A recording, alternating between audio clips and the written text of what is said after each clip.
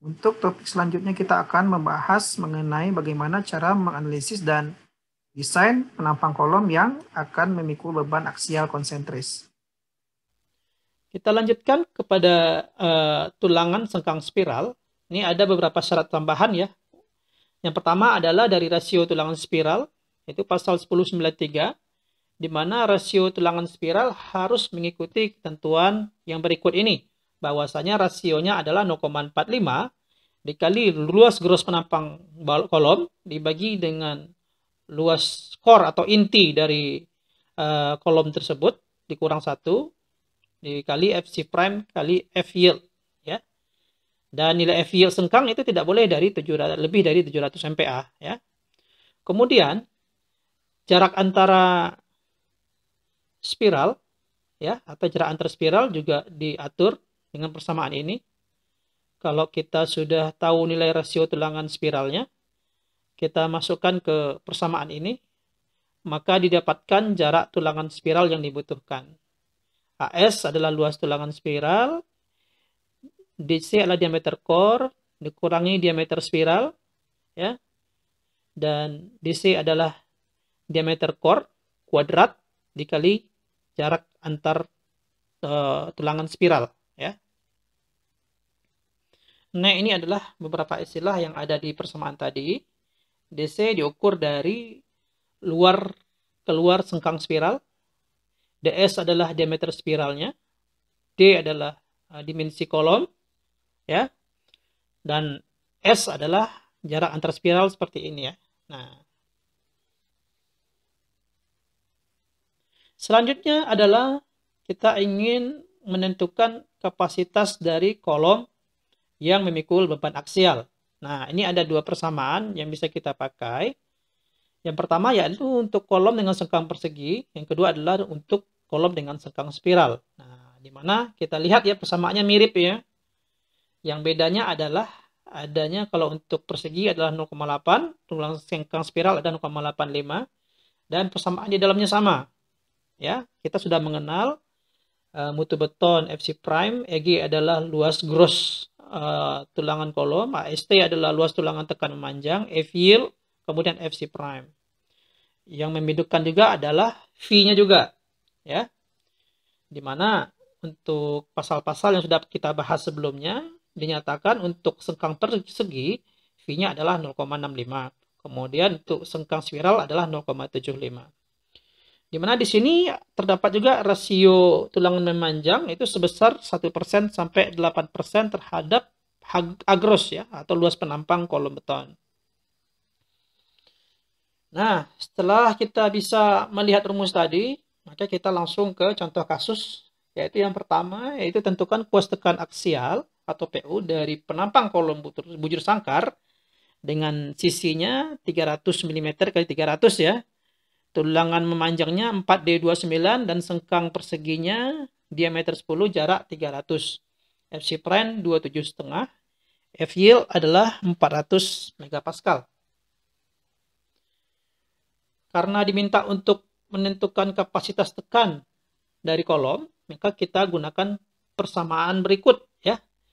VPN sama dengan V kali 0,8 kali 0,85 FC prime kali AG ditambah AST kali FY kurang 0,5 FC prime kali FC prime ya. Nah, di sini kita tahu tulangan memanjangnya adalah 4D29 sehingga AST-nya adalah 4 kali luas masing-masing tulangan dapatnya adalah 2640. Kemudian agros adalah 300 kali 300 yaitu 90.000 mm persegi.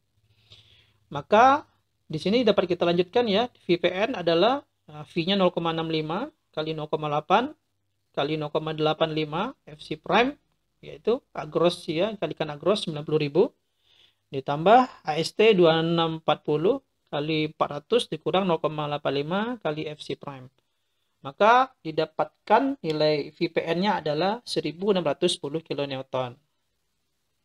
Kita cek persentase tulang memanjangnya atau ROG-nya, yaitu AST, kita bagi dengan AG ya, yaitu 2640 dibagi 90, maka didapat persentase tulang memanjangnya 2,93%. Ternyata nilai ini setelah kita cek berada di antara batasan ya, 1% sampai dengan 8%. Jadi memenuhi ya. Nah, selanjutnya kita cek jarak tulangan sengkang. Nah, sengkang yang digunakan memiliki diameter 10 mm, sedangkan diameter tulangan memanjangnya tadi berapa? Ya, 29 ya. Nah, jadi jarak minimum sengkang kita ambil terkecil antara 48 kali diameter sengkang, yaitu 48 kali 10, sama dengan 480 mm. Kemudian 16 kali diameter tulangan memanjang, yaitu 16 dikali 29, ya, dapat 464. Dimensi terkecil penampang kolom, yaitu dimensinya 300 kali 300, maka diambil salah satu terkecilnya adalah 300, ya. Jadi disimpulkan, jarak maksimum sengkang kita bandingkan dari ketiga penilaian ini, jadi kita pilih 300 ya, karena ini adalah jarak terkecil.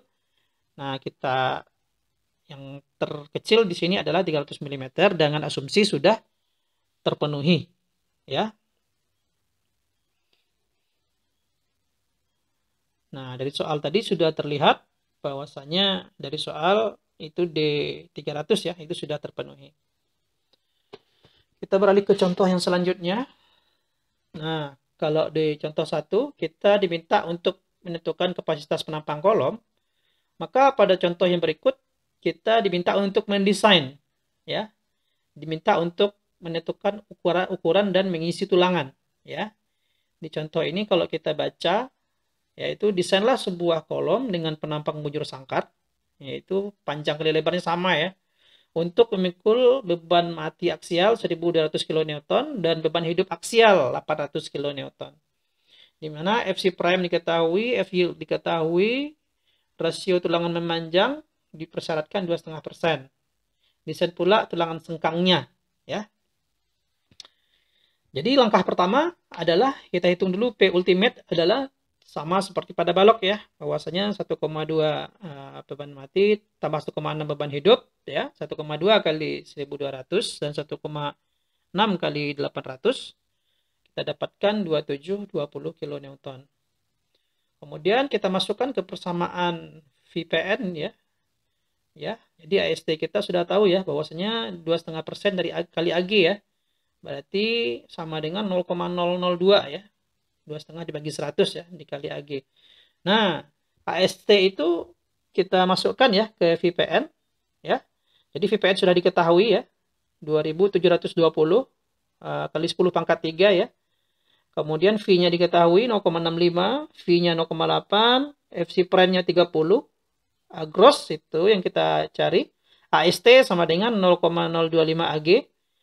F yield ada, FC prime juga ada. Maka diperoleh AG-nya sama dengan 150.000,39 mm persegi.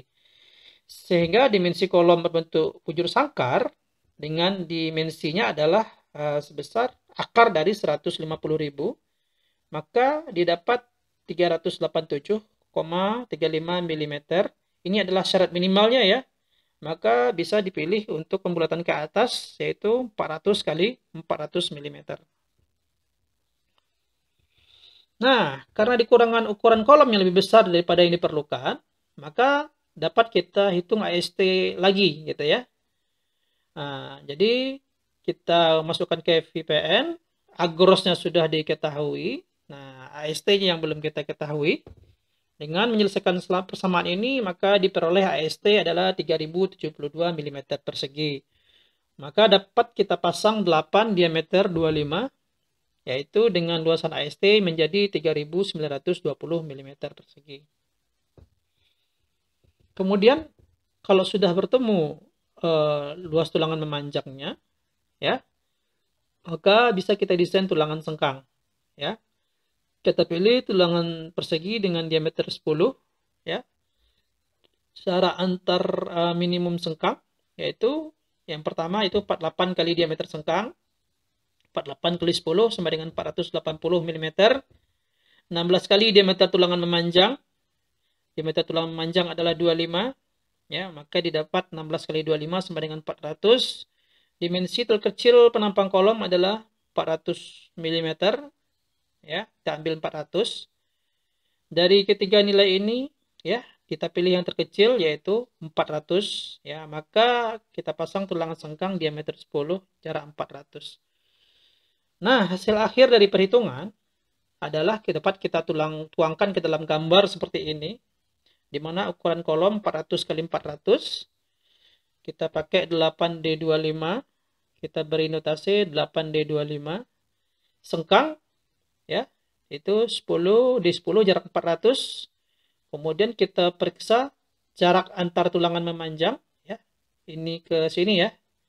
Nah, karena bentuknya jujur sangkar ini kan sama ya kan dengan angka ini 112,5. Kita dapat adalah dari ukuran kolom 400 ya, dikurangi selimut 40, sengkangnya 10 ya, 10 juga di atas, 400 dikurangi 80 dikurangi 20 berarti tinggal 300, dan 3 dikurangi 3D25 ya, sehingga jadi 225. Jadi kita bagi 2, dapatlah jarak spasinya itu 112,5. Nah, karena lebih kecil dari 150 maka tidak perlu pakai sengkang ikat ya. Kemudian kita lanjutkan dengan contoh selanjutnya. Kita ulangi contoh 2. Namun kita ada batasan, yaitu penampakan persegi yang digunakan memiliki B dibatasi sebesar 350 mm. Ya. Nah, cara penyelesaiannya adalah dari perhitungan sebelumnya kita sudah mengetahui bahwa PU-nya adalah 2720 kN. Agrosnya itu adalah 150.000 mm persegi. Ya.